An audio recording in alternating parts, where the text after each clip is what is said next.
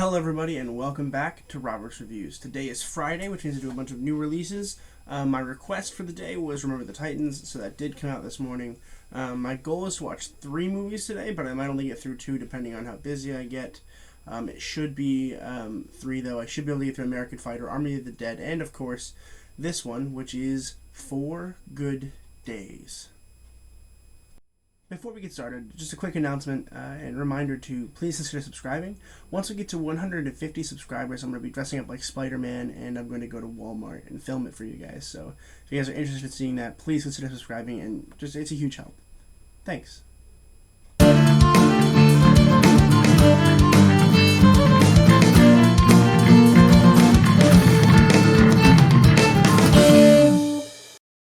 4 Good Days, released in 2021. It was written by Rodrigo Garcia and Eli Saslow and directed by Rodrigo Garcia. And this is available basically anywhere where you can rent movies. I believe it's available on Amazon. I rented it from Fandango now, which is my favorite place to rent movies, especially new releases. But it's also available on Vudu if you guys are interested in using Vudu. I also use Vudu sometimes. But I typically try to do Fandango because they typically give you better deals most of the time. Like every so often they'll give you a coupon for like a free movie, and it's nice. It's helpful. That's just my preference. I'm gonna make a video about my preferences at some point in the future, but right now I'll just focus on this movie.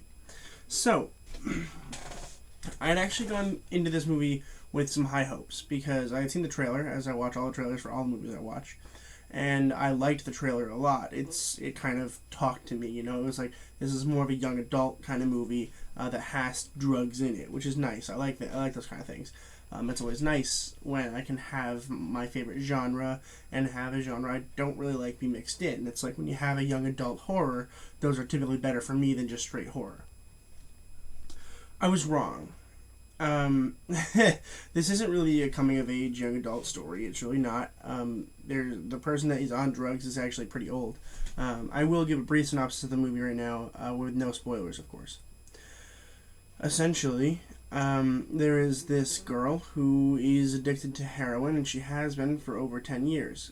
And every so often she comes home to her mother, trying to get clean, and it never really works. So she goes to her mother again. Her mother's like, "You're not coming in here."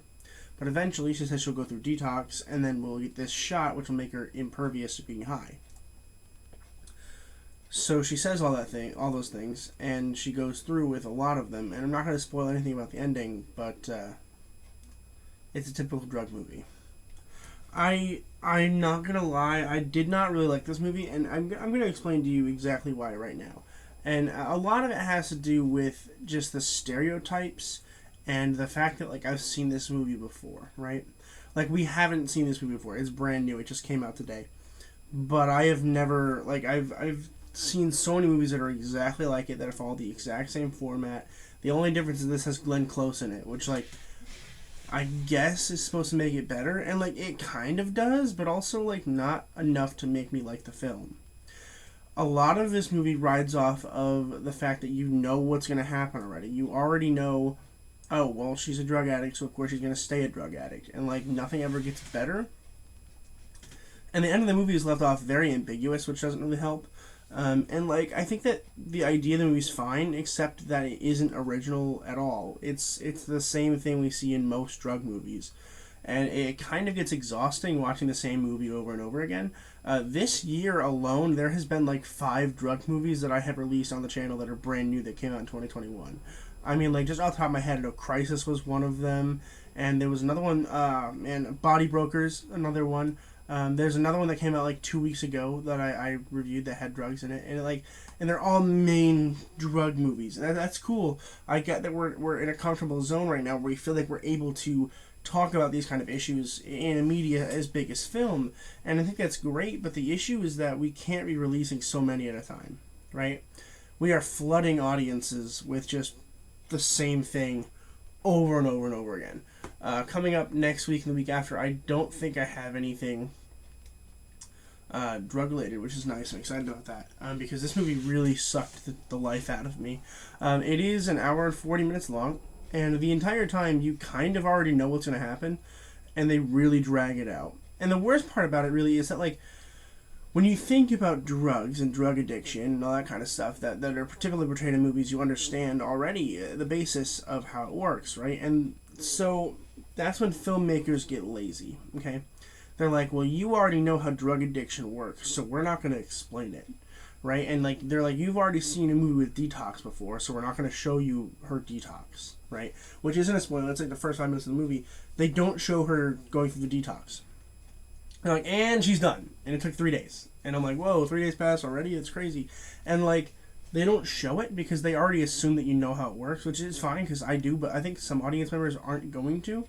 Especially considering people are going to be drawn to this movie not because of its content, but because of Glenn Close, which is fine. But like, they need to help them along because right after the detox, and like even for the 4 days that this movie supposedly goes through, I'm not going to spoil anything, but what happens is that like we notice that she's okay. Like she has the shivers. That's like the only side effect she has with her withdrawal is like I have the shivers, and it's like that's not how detox works. Like you usually go crazy and you would do anything for a hit, and like she kind of mentions it in passing, but like it's not a very good solid drug movie, and it's not druggy enough for me, I think is the problem. If you're going to go out and make a movie about drugs, make it about drugs, right? Because this movie tries to focus a lot on the relationship between mother and drug addict, which is cool, but it wasn't very well done, right? Because, like, we care about the mother. We care about the mother more than we care about the drug dealer, which is cool, and I like how the filmmakers were able to make us feel that way, right? Which is not typical for a movie in this day and age. But the issue is that when you make it about that, you still have to have the drugs there, right? You can't make a movie about the relationship between mother and drug addict when the drug addict is no longer addicted on drugs. And, like, when you don't really know if she is or not, which is cool because neither does the mother, but, like, there's no evidence of her even being addicted at that point. And it's really frustrating. It's a frustrating movie. I do want to talk about the performances first with Mila Kunis as Molly. I think she was really solid. She plays the drug addict, and she's good. The makeup department did very well. It was very, very good. And special effects, I believe there's probably special effects, although I suppose most of it is probably just prosthetics, but well done, regardless. I think that her performance in general was pretty solid, believable. There are some issues that I had with it, like, again, a lot of it when she would just kind of act normal when it was pretty obvious that she was going through a withdrawal. And, like, I don't know if that's a director issue or if it's a Kunis issue. I really don't know, so I don't really know who to blame it on, but I guess part of the blame has to go on Kunis here.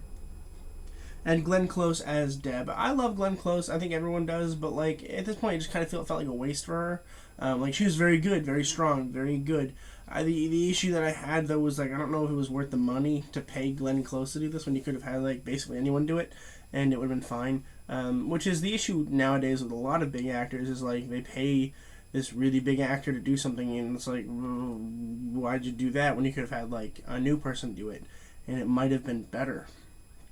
Because throughout the whole movie, I'm like, okay, Glenn Close's character, and, like, I do that a lot, because I watch a lot of movies, but, like, I try not to, particularly in a new release, and it just felt very Glenn Closey, and not very, like, Debbie, you know? And it is unfortunate, because I think it was a very good performance here, I think it was. And the relationship between the two was good. I like the chemistry that they had most of the time. Then there are, like, 5 points in the movies that I was just like, why did they do that when they could have just not have done that? And it's really, really frustrating. Overall, I think that's the word I would use to describe this movie. I think I would say it's frustrating. It is annoying to watch in terms of, like, if you've already seen the other drug movies that came out this year, and, like, almost none of them are good. This just kind of falls in line with that one, with that category of just kind of like, yeah, it's okay, you can watch it once, but I can tell you with almost guaranteed certainty, I'm not going to be watching this one again. And so I'm going to go ahead and give 4 Good Days a C+. Let me know what you guys thought about 4 Good Days in the comments below. I do want to hear about it. What did you guys think? If you guys have seen it, if you guys haven't seen it, let me know in the comments below, like when you're watching it, what you're most excited about, what you're least excited about. I love hearing from you guys in the comments. It's like my favorite thing in the whole world. And please consider subscribing. We're so close. Once I get to 150, I'm going to be dressing up like Spider-Man and going to like Walmart and seeing if I can like not get kicked out. But I suppose we'll see. But thank you all so much for watching the video. Please remember to subscribe, leave a like, and as always, keep watching movies and television, stay educated, and I'll see you guys in the next video.